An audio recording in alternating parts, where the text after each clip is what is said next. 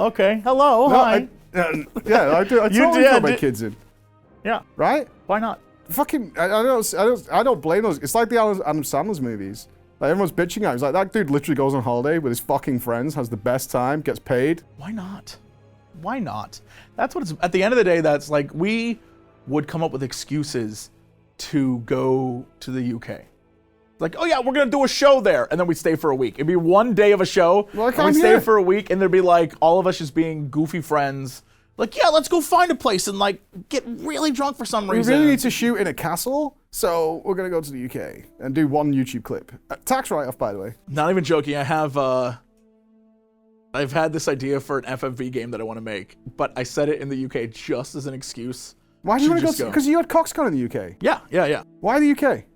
Well, originally it's because a lot of when I did the like Minecraft stuff back in the day, a lot of the people that were part of that Minecraft server who were really doing all the work lived in the UK, and so when it came time to do a thing, the reason why it happened originally was because there was this thing called GemuCon, which is the first convention I've ever been invited to. Ever. And it was in Nottingham, which was like a thing. And grim. So, that's grim. Yeah. And so the first time I went, it was my first time in London, and I went with Dodger, and we did like this whole goofy, like, we're going on a trip together, this will be fun. And we went around, we did like London and Bath, and we like went up to Nottingham, and we, tried to be like a bunch of American tourists. Were you doing like Robin Hood shit? Oh, I bet you were. I'll never forget being like, where's the sheriff of Nottingham? And this woman was like, it's me, shut up. I was like, all right. Please, she doesn't like it. Jump off a cliff. Yes, she was not too happy with us. But I loved it, thought it was great, big fan. And then the next year, they're like, hey, we're doing GemuCon again. We'd love for you to come out. I think it'd be amazing. And then I think at like the last minute, it got canceled. Oh, bummer. They were like, damn, we don't have any money to refund. I think they like spent all the money. Like conventions are hard to run. I mean, I run mine every year. Yeah, it's tough. It costs a lot of money. And so I think they just spent it on the wrong stuff. I honestly don't know. But there was no money left. They couldn't refund anybody. And I was like, well, look, I'm already headed out there. I might as well just like throw. If they booked the venue, could you like snack the venue off them? Well, I assume they paid for it if they spent the money. I honestly don't know. What ended up happening is in London, I think it was the Namco Fun Center. Yeah, I know that one. We booked the entire bottom floor. And we're like, if you have a ticket to GemuCon, come on down. You get in free. I'd love to see you. And what ended up happening So you paid for it all? Yeah. Yeah, and took nothing in? Nothing. Yeah. And so many people showed up that there was a line like down the block. And I spent half the time... So the Namco Fun Center has a platter called the American Special. And it is like every fried food you can think of. It must have tendies on it, a burger. Yes. Macaroni and cheese is a classic in the UK to make it American. For some fucking reason, macaroni and cheese, that's an American thing. And what else? I mean, chip fries would probably be on there. Onion rings. Onion rings. Yeah. Chicken wings were on there. Chicken wings. Just the whole thing was like what I imagine the rest of the world thinks of America. Totally is. And I ordered like 3 of those and went through the line like take something, eat something. So I spent half the time feeding people in line. Were they your fans or fans of the other convention who got the message there was something going on? I'm going to say for the sake of my ego, they were my fans, but honestly, I could not tell. They, as long as they had a ticket to the convention, I was like, you're in. And then I spent the second half of the night in the basement of the Namco Fun Center in a corner signing autographs all night. I did nothing else. It was the sweatiest, hottest, grossest I've ever been. I remember at like 2 a.m. someone brought me a McDonald's cheeseburger, and it was the best thing I've ever eaten in my life. The parallels to this, to my events, is crazy. Like, I had to add an extra day this year because it's signing stuff. I want to spend at least 5 minutes with each person. Because some of the people have come from Japan, Russia, America. We had loads of Canadians, Australia. It's the least I can do, but it's everybody. Yeah. So it's like 3 a.m., 4 a.m. when I finish. I start at 7 p.m. I finish at like 4 a.m. every time. So I just added a day this year. Yeah, I feel like, even TwitchCon was recent. And the only reason I went, which I would not normally say go to. I didn't. I dodged. Yeah. Yeah, it's, I will say this year, I was like, I do not fit in here at all. The minute you walk in, it was like credit cards, selling coffee, makeup booths, like lighting fixtures. I was like, I don't think this is my scene anymore. Oh, you felt full boomer? Oh, man. Well, it's changed, right? Like, Yeah. playing the game is not really the best way to go these days. It's got to be something more. Yeah, and that's what it was about. It was about everything there, except Sega was there, and I got to play some Sega games, which Sweet. was fun. But for the most part, it was like ways to make your stream better, not things to do on stream. Yeah, we're on the same wavelength. It's like, there's all this shit, but then Sega was there. Yeah, I was that's like- what I was into with Sega. I went over, played like a dragon, played some Total War, did the whole thing. It was fine. That's I what was I'd like, be doing. Yeah. What about the makeup and lighting? Like, there's a light on. Like, I was like, have they watched my streams? I have a camera in the corner, and that is the best I'm doing. You're not going to get any better. I'm not going to have like stuff pop up. It's never happened. I don't have hexagon lighting strips up my wall behind me. That's such a thing now. Like, you seem to have to invest in that if you want to stream and stuff, that shit. Yeah, so I went to it only because they were like, hey, you can have a signing on Sunday. I was like, okay. I'll do it because I know fans will be there, and that's like a quick, like, okay, come on down to the signing. Mm-hmm. And yeah, no matter what, I try to give everyone the time I think they deserve, because everyone has like a story or something they want to say. Yeah. And if you're going to wait an hour to talk to me, I'm going to wait the hour to talk to you. Well, the first BlizzCon was the first time I ever did an official signing, and it was such a big ego stroke. I swear to God, like getting the email from YouTube directly being like, are you going to be at BlizzCon? Yeah. And I said, yeah. It's like, we would like to give you a spot at the YouTube booth for a signing. I was like, oh, why would anyone want my signature? And I was like, yes, absolutely. And then I started to sweat it because I'd never done it before. I thought there'd be like 10 people there. And it came up to the time, and there was a queue that was going right down the hall. And I thought, I wonder who's on. Must be Yogscast, right? Those were so big at that time. Right. And I was like, it must be Yogscast. It's got to be. So I go around the corner. There's no one there. They were waiting for me. And people started cheering when I walked up. And I was like, this is mad. This is fuck. Because all I'd seen up until literally that BlizzCon really was the camera lens. that was my interaction with my audience. It's like a chat and a camera lens. Right. So to have it be real was really creepy. And they gave me an hour. And after an hour, the queue was longer than when I started. And I didn't know whether you were supposed to big shoes it and be like, the time is now over. Yeah. I shall no longer grace you with my presence, peasants. Be gone. So I took them all around the back of the place. I said, right, we're moving it Hell yes. to Hell behind yes. the booth, which was the couch area where they were playing all the YouTube videos of WoW creators. So we're just going to move around there. I think it was 4 hours later. And then I heard on the grapevine that the 2 content creators that went after me were pissed because they had no queue. Because people had got in the queue because they saw it all the way down the hall. Right. Not realizing there was no queue for the actual current dude that was there. So some people were getting close. And then one person called me Jesse Cox. He said, you're not Jesse Cox. I know I'm not Jesse Cox. What are you telling me for? Well, I'm fully aware. Well, I, Simon Lane, know that Jesse Cox guy is an And I, Lewis asshole. Brindley, was very I was furious about this situation. Yes, I have been mistaken for Simon. So there's a story. This is a true story, a true tale. Years ago, the Yogscast got their 1 billionth view, I think. So Maker Studios threw them a party. I don't think they were even in town for the party. They just threw a party on top of a hotel in a big fancy thing during E3, and they invited all of us like Maker people to show up and go to this party. And so I roll in, and I guess the staff that was there saw photos of the Yogscast and immediately was like, Simon, welcome! And everyone kissed my butt. Everyone was nice to me. And you didn't correct them once? Not once. The minute I knew that things were going to get out of hand is there was a very nice lady who was a waitress who the entire time was like, you know, I could do some things for you if you're looking for a wife.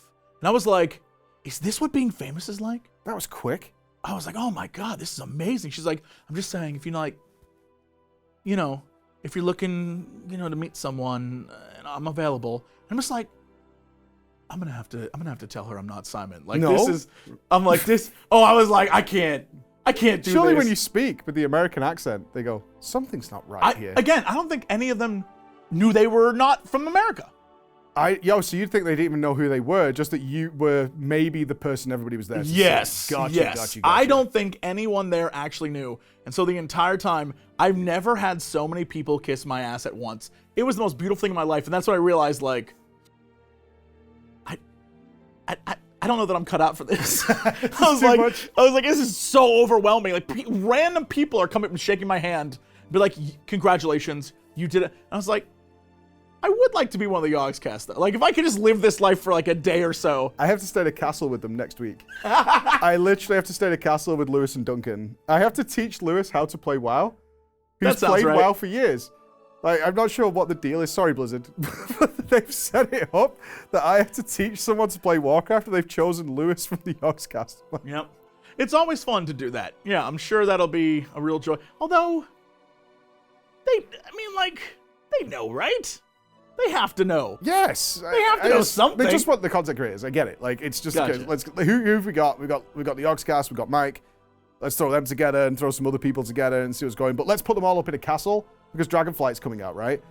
And that's... Dragons love castles. They fucking love castles, Love dude. them. They're all about castles. Dragons, big fans of castles. Every single time I see a dragon, there's a castle nearby. Caves, trash. Mountains, garbage. Castles, dragon central. Yogscast. Yeah. What do you think of when you think castle and dragon?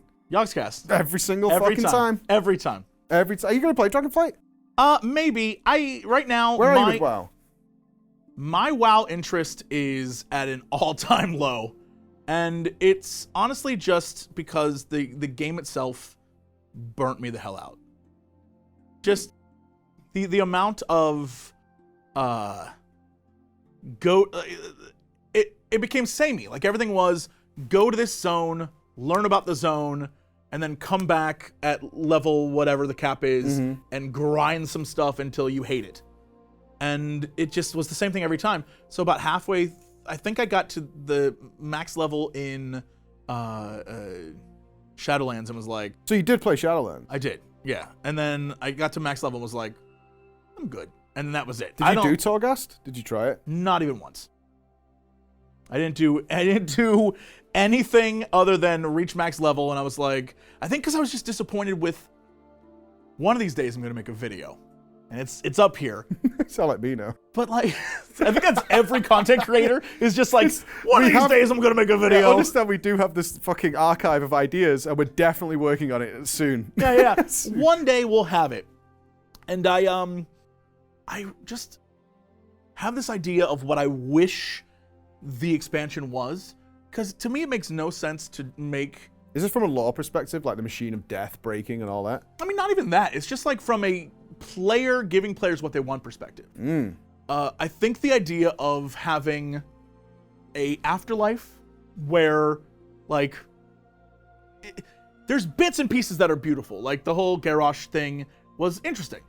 But I would have had that, okay, so there's a zone where everyone's, like, being tortured to, like, remove all their bad... There's sin stones. Yeah.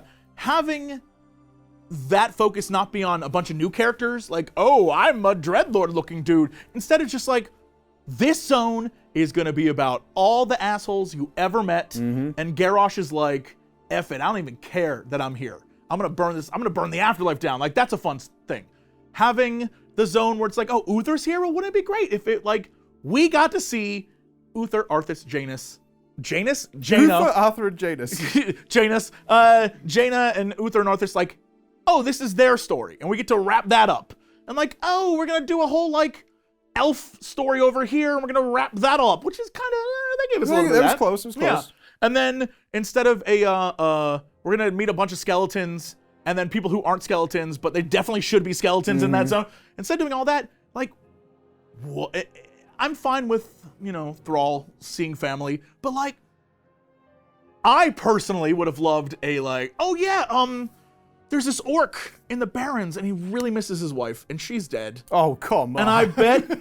I'm surprised she wasn't there. A Mankrik wife moment in there would be amazing. And then, instead of this whole, like, let's go and stop the jailer, to have a moment with the jailer, and this is why I think, even though Final Fantasy does the same trope over and over again with the like the power of friendship. To have a moment in WoW where it's like, yo, Garrosh, get in there, beat up the jailer a little bit. Like, yo, Mekrek's wife, get in there, beat up the jailer a little bit. Like in I can picture that now. Like What? Endgame almost. Yeah, like Yeah, literally go for just it. like Arthas and Jaina and Uther together beating the crap out of like this dude who's trying to end reality. That would be so cool to have that moment as a player where all the things you love suddenly are just like together saving the universe. That'd be a fun moment. And then it restarts the machine and their souls go to rest. I fucking love that, and I'm really annoyed I didn't think of it. And then they could be like, and now dragons. Like we're moving on from all that old stuff because it wrapped up. Yeah. And it's like in the past, thanks for being a fan for, 20, 30 years. But how would we find out who the Primus was, dude? Oh my God. I just don't care. I just don't care. I just don't care about any of the Shadowlands stuff, period. I'm still over here like, they pulled a Marvel. There was still a giant sword in the world, and it's like a goof, which is what Marvel did with a giant... Spoilers, there's a giant man in the ocean on Earth in the Marvel cinematic universe, and no one cares about it. It would have flooded... it's in the Indian Ocean, and there would be so many dead people.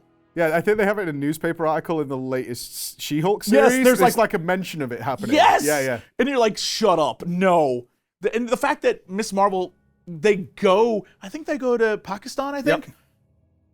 Surely, it's all Ant-Man. Surely it would be like, we're all, the giant man in the ocean was nah, Ant-Man's way cooler, I guess. It's that kind of thing where I'm just like, you can't do, imagine, this is off the top of my head right now. This is absolutely, this may suck, but imagine that if there's a level 1 of a fight against a jailer, where it's like, all our friends are coming together to beat this guy up, and then like a second phase, which is, he's like, I am infinite in the cosmos, and he becomes like this big, crazy guy, and everyone's like, I'll use Mojo Maker, shout out to Mojo Maker, you, Mojo Maker, cool troll, you grow to the size of the cosmos, and the two of you are like, Power Rangers, come on. But wait.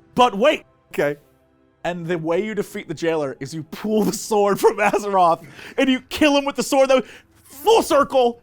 You're welcome. I'll take credit. Well, you should do the Mighty 101. So you all form a giant hand. Yes. Yeah, the wonderful 101. Yes. To the giant hand. I'm changing it. All the dead, like the wisps of all the elves who died, become a hand and murder this dude with the sword.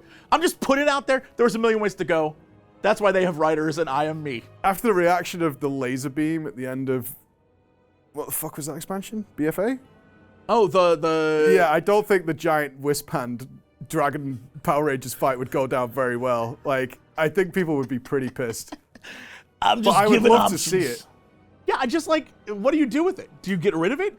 I'm sure they've had Well, I brought this up with them, right? Because we're talking after I've been at Blizzard for a few days, and I was like, why don't you make a living, breathing world? Because it really annoys me. Like, Ashara was like, I said this directly to her, I was like, so Ashara, right, crushed all the ships in the ocean. She's like, summon it up. But I can still go on my island expeditions, and I can go backwards and forwards between the continents, no problem. And they kind of just said it's a resource limitation to do that. Because I was like, the sword would have a town around it. The goblins would be trying to turn that into armor. Right. People would be really fucking interested in going and seeing what's... Like, you remember, you brought up Marvel. Do you remember when Thor's hammer was found in New Mexico? Mm-hmm. It took like 3 hours before there was barbecue, and people were carpooling that thing out of there to try and get it. Yeah. It's like, the sword would attract so many... You would build a new town and do all that, and he's just like... It's a lot of resources to just make it so it evolves that way. And I was like, it just feels like such a loss to have that. And now you end up with questions like, what sword? Because no one seems to care. It's right. Giant sword. It ends up being kind of a dead zone now, similar to the way that, as a Horde player from the beginning, I know a lot of dead zones, and I've seen many of them.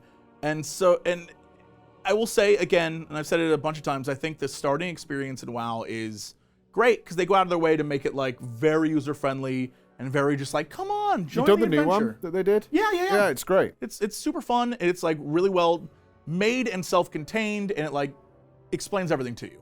And I think that's brilliant. But there's a certain point where because it's been around so long, there's a lot of just like, well, what do you want to do now? It's like, I don't know. There's so much to do, but at the same time, most of the stuff that there is to do, there's no reason to do it. That's another thing I found out is intentional, and I was shocked. So I don't think anybody knows this at all, is that they have a thing called modular design. You probably know this. I'm looking at someone off camera. You off camera, man. You ghost man. But they have a thing called modular design, and they make these big features. They invest a ton of money into it, a ton of research, make it, and it has no intention of ever being used again. Like garrisons, warfronts, island expeditions, all that is designed just for them because they're making their expansion, right? Right. So they go, okay, we're making island expeditions for BFA because it's going to be ocean-based, but then we're going to the Shadowlands, and we know that, and they don't fit into the Shadowlands because there's no islands in the Shadowlands. So this piece of content is just dead when the expansion ends. Yeah. Instead of like, if we go back to FF14, I was like, well, why don't you just put like Valor points in there, the current reward? Because that's really what FF14 does. It goes, oh yeah, we've made new things, but we'll just update the rewards from the previous thing with the current reward, the tomestones. And if you like doing that more than you like doing our new thing, then it doesn't matter. You go and do the thing you like to do. I mean, the reason why Final Fantasy XIV feels like there's so much content is really because most of the content that's in it is old stuff. They just make it relevant. Exactly. And so you end up going back and doing old content over and over again, but because it gives you updated new things, you're like, oh, well, that was worth it to me to do that. Plus, I feel like I helped some new people play, and it's that kind of vibe that I think is just missing from WoW right now, where it's, if you're starting fresh, you're kind of just, I hope you have friends nearby to play with you, because other than that, you're on like a solo adventure, and it can get a little overwhelming.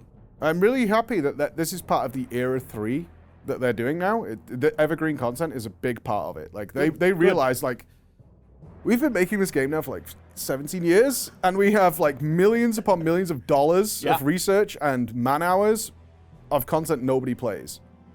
Why did we do that? And now, so everything you're saying there, they're telling me, like, I was like, need to see it. But everything they make now is going to be designed to be used in the future. But I think everything before, the impression I got is everything that's already in is dead and not going to be touched. New stuff going forward is going to have that. That's so heartbreaking. One of the things that I absolutely love is, so shout out to my dear sweet friend Krendor, wherever that sweet boy is at. Oh, bless his fishing holes. Wherever he's at. Yep. Watching him go back through old content and just farm mounts is super fun because he's just like having a moment to himself. But I'm curious what the overall number of people who do that is. I love like little statistics of things, like how many people actually care about getting the time lost proto Drake? Yep. How many people actually care about trying to do, mythic something from Pandaria? Like, how many people care? Versus what is the current, okay, here's the new thing. We're all really excited to be like Dragon Worgen, and we're all like thrilled for this possibility, but how many people went back and did Wrath stuff in like current WoW compared to, like... Yeah, I asked, one of the questions I asked there was like, what do players actually do? Yeah. That was because they don't release that information. And I was like, you have like metrics, huge metrics on what players actually do. And he was just like, he wasn't lying. He just went, they do everything. Like, it's just everywhere because there's so much in the game. It's everywhere. And it's infuriating when, not because content creators, but forum posters are like, the vast majority do X, Y, and Z without any knowledge whatsoever. And it's like, it's just not like that. Like, you might do story and pet battles. This guy does Mythic Plus and he does Brawler's Guild. And then this person does pet battles and Brawler's Guild. Like, the overlap is just fucking everywhere. Yeah. Which is really awkward now to make stuff for them. And one of the things that is very clear that I think everyone, at least in the creator community, we all understand that for the, even though I think Blizzard deals with it a lot, we all understand that all of the forum stuff and most of the complaints and things, that's a very small portion of people. And all the people doing like the very high-end rating, that's a very small portion of people. But all of those people together are like the loudest, most vocal, most passionate players. And so it's very difficult. I wouldn't want to have to manage an MMO, is what I'm saying. I wouldn't have to do that. It sounds like a giant pain in the ass. It sounds like being a community manager fucking sucks. Yeah. But how do you feel about FF14 then? Because when did you start FF14? Because I started after WoW, after I stopped doing WoW content, and I tried to avoid it because it was on a hype train. Like Asmongold was playing it, and everyone was flooding into it. They were throwing tons of marketing at it because they were just winning and winning. Yeah. I was like, I'm not going to play this because one, I was so burnt out on MMOs. The prospect of like leveling made me vomit, and like, and everybody was just playing it for the hype. So I didn't play it for about 6 months after that. I'd calmed down a bit, and I hate the WoW story. Not like out of a like, it's just I'd never been able to get immersed into it. And It's not an immersive story. yeah, it's not there. And we have comments on the Discord, our team Discord, before we started FF, because I thought I'd play it for about 4 days. Weeb game. I hate anime. I'm not going to be into this, but people were begging me to try it. Sure. And I'm making all these like sarcastic comments before we go in. It's like, oh, what if they go on a journey with the story? Like, these are the real comments I'm making to my team. And I mean, I've never cried so much at a video game in my life. Like, It gets you. It gets you. it does. Yeah. And then I'm now making arguments that, and obviously there's a lot of tribalism between the games, where people are like, oh, the jailer just didn't have enough time. He had one expansion. And I'm like, yeah, so did Emmett Selk. So did the Endwalker. Like, and truly, you know, there isn't much difference between what Shadowbringers was Shadowlands was attempting to do and Endwalker was attempting to do. They roughly are doing there's one other thing out there storyline, except Final Fantasy is a story. And so, you know, I understand why people are like, oh, I don't like Final Fantasy 14. A great example is Endwalker is like 35 minutes of a story, one fight. 45 minutes of a story, one fight. And that's vastly different than what WoW is doing. It's a different experience. But the story pays off in the end, while WoW was like, okay, so first you got to learn about this zone and the hierarchy, and then this zone, and like what's going on with these characters, and then you got to grind this thing, and then the story is completely gated behind all this other stuff. It's obviously not the most important thing. And I would say most people aren't concerned with the story at all. No. The problem that WoW has is that they got so far off the track of not caring about story that now there's no motivation. There like wasn't a motivation to do anything. Why the hell do I care about the jailer? Even going into the fight, watching people play who were like day one hyped to be there, were just, they didn't care. They were just there to get the loot. What does he do? Yeah. What's his mechanics? That's what I mean, I've always been that way with WoW. I was a mechanics guy. So it's like, I couldn't care. I did not know, because I've never played Warcraft 3. To my great shame, and people harass me about it, but it's not that I don't want to. I've just never gotten around to it. There's always something else going on. Right. So I remember specifically in the Burning Crusade when Wrath of the Lich King was announced, and my guild lost their mind about it. Yeah. Arthas is coming. Right. That sounds wonderful. What does he do? I mean, for me, that was huge. Like, I played Warcraft 1, Warcraft 2. I played the first Blizzard game I ever played was Lost Vikings. So, like, I go back a ways. And I was just like, super hyped to see World of Warcraft, because, like, oh my God, I'm in the RTS game that I love. This is amazing. And that's why I loved it. And I think it's interesting to see the way it developed, because classic WoW, or I guess original 1.0, was like, and I've said this before and I'll keep saying it, there was like a plot. Yeah, mostly if you were the Alliance, but there was like a plot. But if you're the Horde, half of your zones had no story. You just like killed stuff. And it didn't matter, because you were there with your friends. You were exploring a new thing. It was super cool.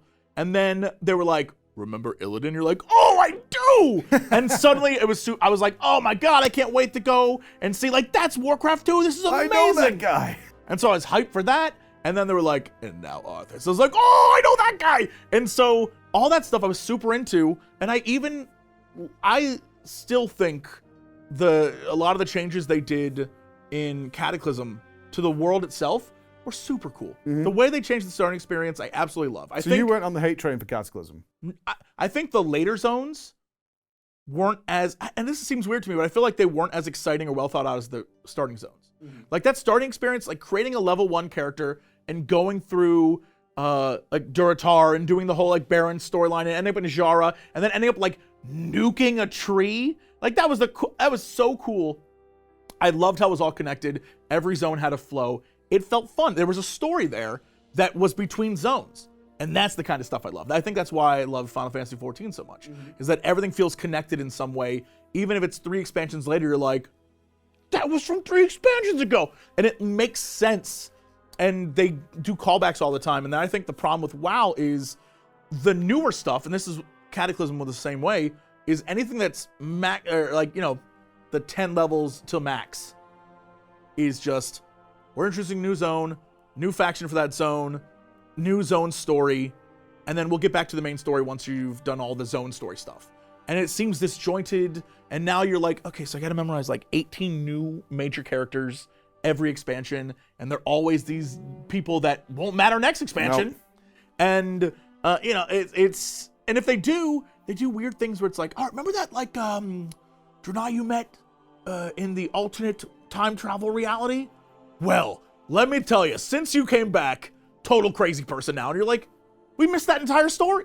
Yeah. There's a whole plot line where there's like a genocide of all these orcs, and you're like, we didn't want to touch on that? Like, oh, okay, welcome to the Horde. It's crazy. One of the biggest things they told me while I was there was, we're going to change the story to be overarching for about 10 years. Like, that is their goal going forward. Fantastic. Yeah, I was like, because why do you keep introducing these characters and then you ditch them? And they come back to it again. It's because the way we make expansions is like, we're doing Dragonflight, but we're already making the next one. And it's not connected. It's, it's the next theme. It might be Void Lords or whatever. I don't know that, by the way. They hid all that from Confirmed. me. Void Lords. Yeah. It's whatever it's going to be. The Void monsters are coming or something. So I was like, okay, it makes sense practicality-wise, but it feels so disjointed. Like, Khadgar just disappears. Yeah. For a whole expansion. And then he's like, I'm back. And, oh, okay. Shouldn't you have helped? And do something. So the big thing they said, one of the big things is like, we're going to make it like an overarching story now. We're going to like link them together so that the characters make sense and you give a shit about them, because I think you can't look at the rise of FF14 and people like, do I like Alizé more or Alphino? Alizé or Alphino? Like having big big Red debates. Alphino fan.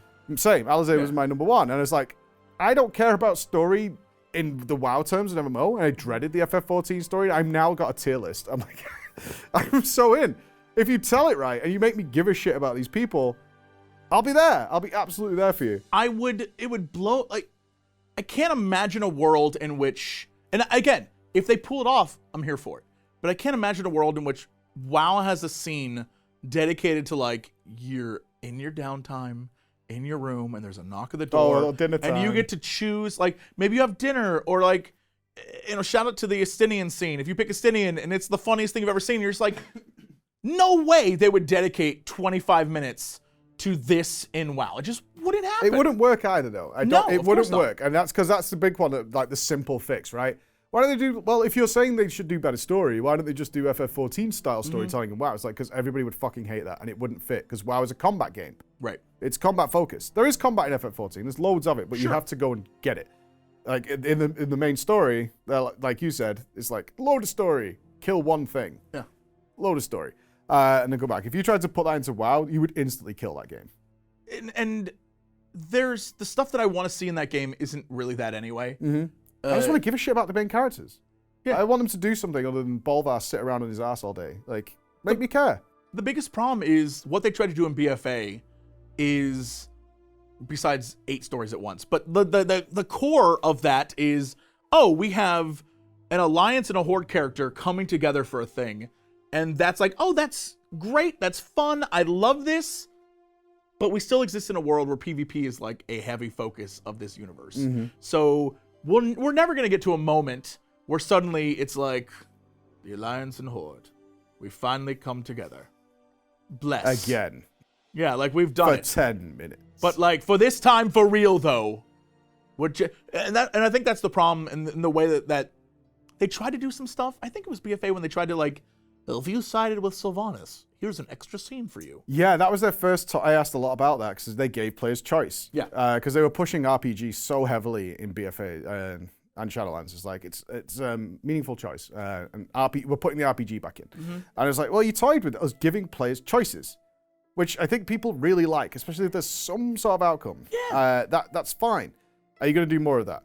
And like, maybe, like, we want to, but we can't have it so that me and you are both Horde, You choose to side with Sylvanas, I choose not, and that means we can't play together. That's a huge no-no. So I was like, Yeah. that's fine, but we can have biases and slightly different dialogue with quest NPCs and things like that, right? I mean, you can do it that way, so it's our personal story. And that's what they're toying with, because people really liked making that choice. Yeah, and those things, that felt simple. I'm not sure how difficult it really was, but it felt like, oh, it's just a few dialogue changes. That's fun. And now I, as a player, can be like, yo, I'm with you, Banshee Queen. You're my queen. Yeah, and that seems fun. But I think because there's two factions, it's really hard for them to do one big rented story time it. And that's, it's just the nature of the game. And it's the same thing with, like every MMO has its own way of telling story. And sometimes it's awesome. And sometimes it is like, it's really, really, I'm glad they tried Star Wars: The Old Republic. I'm glad they tried. Yeah. But at the end of the day, it's like, the gameplay still wasn't there. No, the gameplay was so bad. Yeah. So bad. Like, painfully bad. Story was fun. I was a Sith Inquisitor, and in the span of 20 minutes, I both slept with an Imperial Governor and then killed her. Yeah. Sith Juggernaut did something similar. And I never even capped because the gameplay got so disjointed and disconnected. It was painful.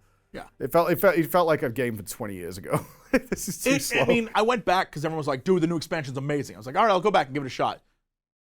I think I spent 6 minutes in the game before I was like, I don't know what is happening. This looks like it's Ultima Online. I don't know what's going on right now. Wow. I was like, That's cruel. Yeah, and the thing is, I want to love it. Everything I saw looked amazing, but I was like, I'd either have to start over to understand all the mechanics again, or just quit. And so I just quit. I was like, I got time for this. Well, before we wrap it now then, who is the statue in the new Endwalker zone? What's your prediction? Because I know you've played it. The statue? Yeah, there's a statue of a paladin in the middle of the mystical area created by the new character. I'm trying to... I don't... I believe, because everything's based on FF4, right?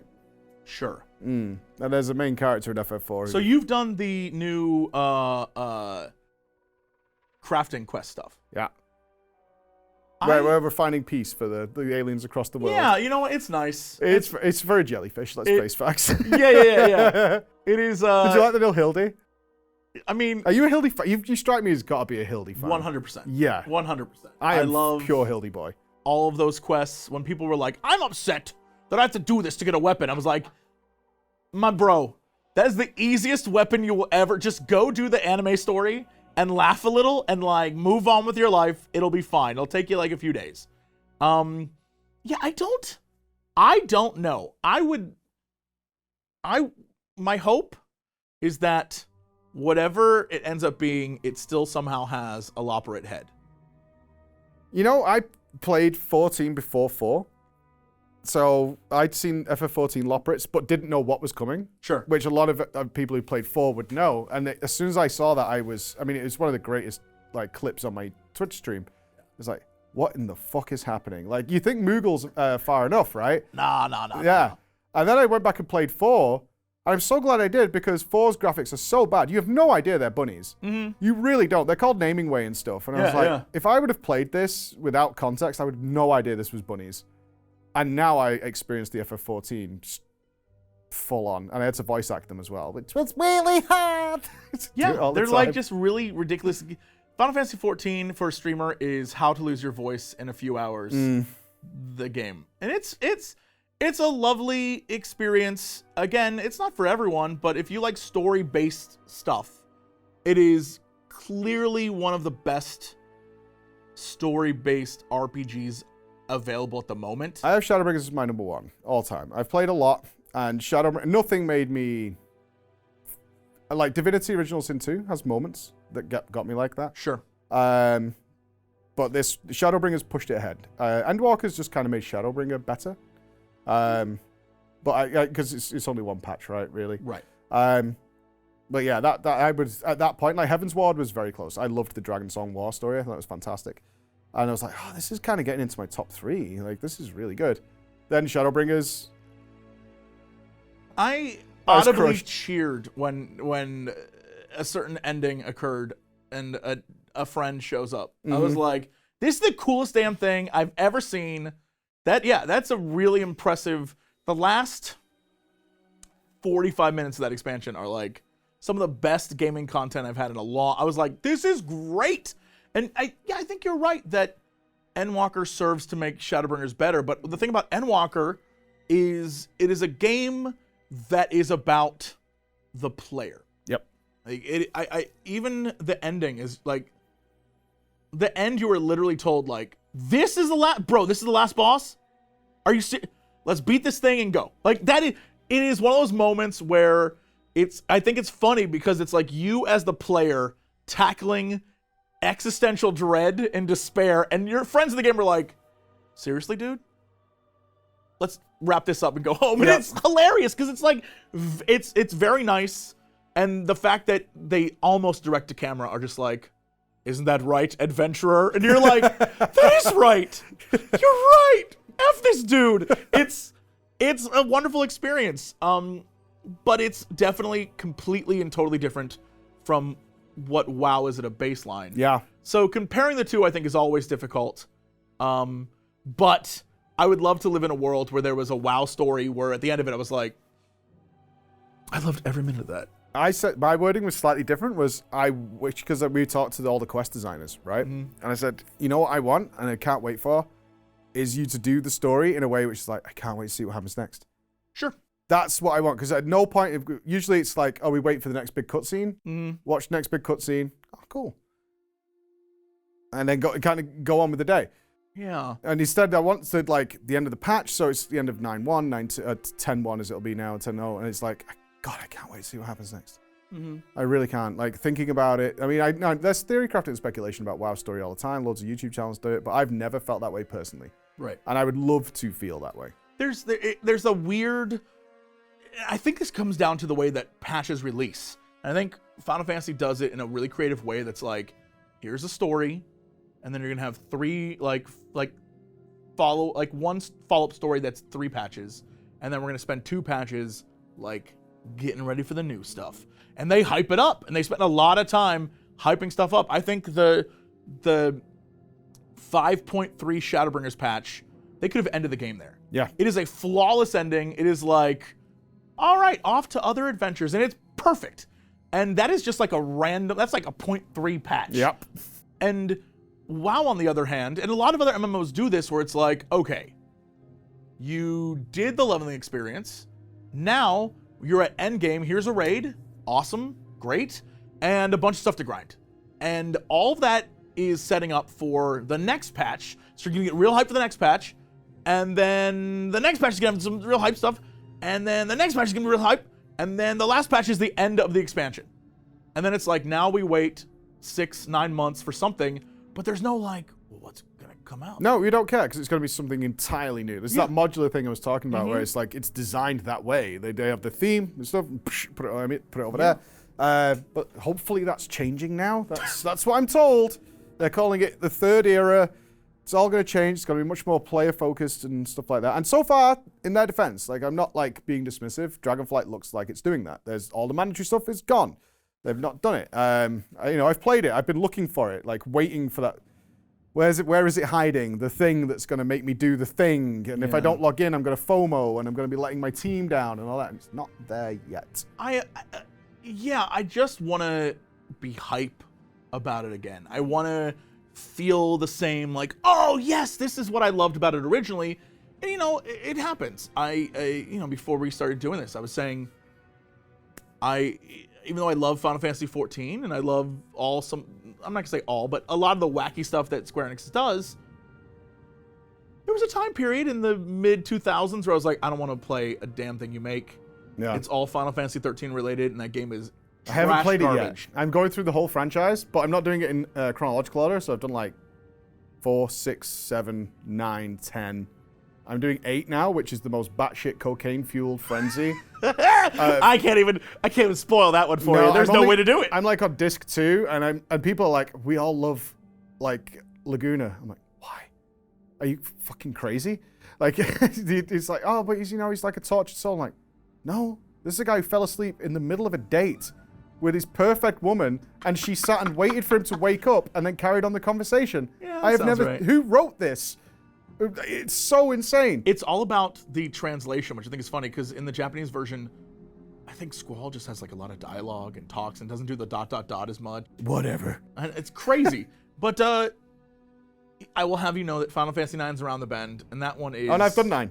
You've done it? Yeah, my current ranking is 4 is still my number 1. For a one-time playthrough, the pacing of 4 is impeccable. 4 is phenomenal game. It's phenomenal. And it's like 4, 10, 6, and 9 are like close. Actually, surprisingly, one of my least favorites so far was 7.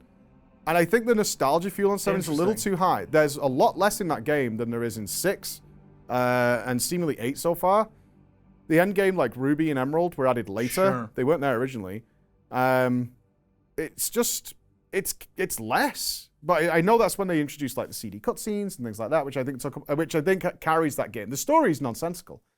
It's absolutely. It's pretty wild. It's so obtuse. I will say that 10, you've played 10, yes? Yep, done 10. 10 is fine. 11, I don't think you can play, but if you wanted to, imagine. 11's still live for some reason, but I'm not going to play it. Yeah, 11 is one of the most obtuse MMO gaming experiences I've ever had. Hated the gameplay. The story is awesome. The stuff that I played, there was a point where I was like, I'm going to go play this thing called World of Warcraft now. So I left 11 way back when to do that.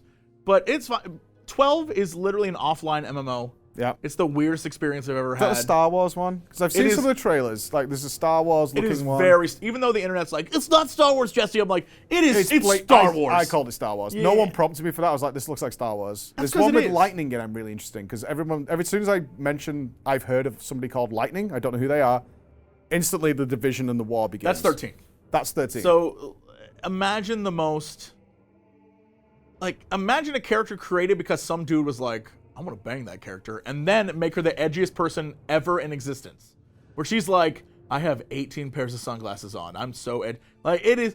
13 is whatever. It's like fine, but the fact that in the first few minutes it's like, long ago, the Farsi and the law, and you're like, what the shit is?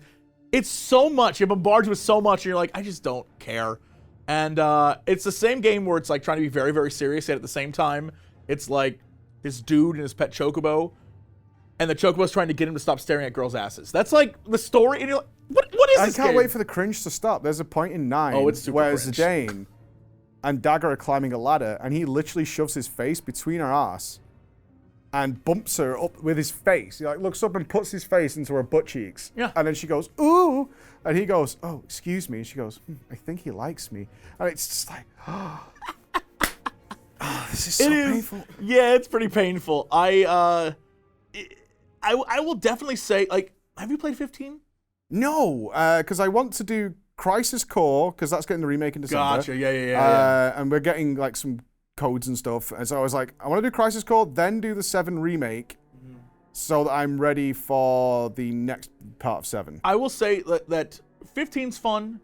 Don't think about it. Just have fun on a road trip with boys, because at a certain point the plot I know what is it's like, about, yeah. Yeah, the plot's nonsense. But if you look at it as just like 4 dudes on a road trip, super fun. But yeah, I would. What's your top 3? Me personally, 6, 9, 4. So we're very close. Yeah. Yeah, we're very, very close. Yeah, I think 7's not in my top. However, if we include new stuff, all that's just because I grew up on 6, 9, and 4. That's why they're there. But if I had to really, I think 14's incredible. But I don't include 14 because it's like never ending. Right. The single player ones. And because it isn't over, I can't include 7 Remake. But damn, do I love 7 Remake. I'm looking forward to it. But I've been 100% recommended because I was like, we've played 7 now. I finished it. And I was just like, That's actually really good. The fact that you finished 7, going into Remake. That's why I've got to do Crisis Core apparently. It's like, everyone who's played is like, you should do Crisis Core before you do 7 Remake because there's references more to Crisis Core as well. And they're remaking that in December. Dude, the Remake is like a game that I can't. I'm so happy that they did what they did with it. That's all I'm going to say. I'm not going to spoil it for you. It's so good. By the end, I was like, I'm ready for whatever comes next. And that's that thing we were talking about. Like, whatever's next, I'm so hyped for that. That's what I want for WoW. Exactly. Right, let's stop it there because we've still got to talk to Josh yet. Josh! Yeah, sorry for taking up all your time, No, I bud. think we could talk forever. That's the thing. We could go on. Come, sit here, superstar.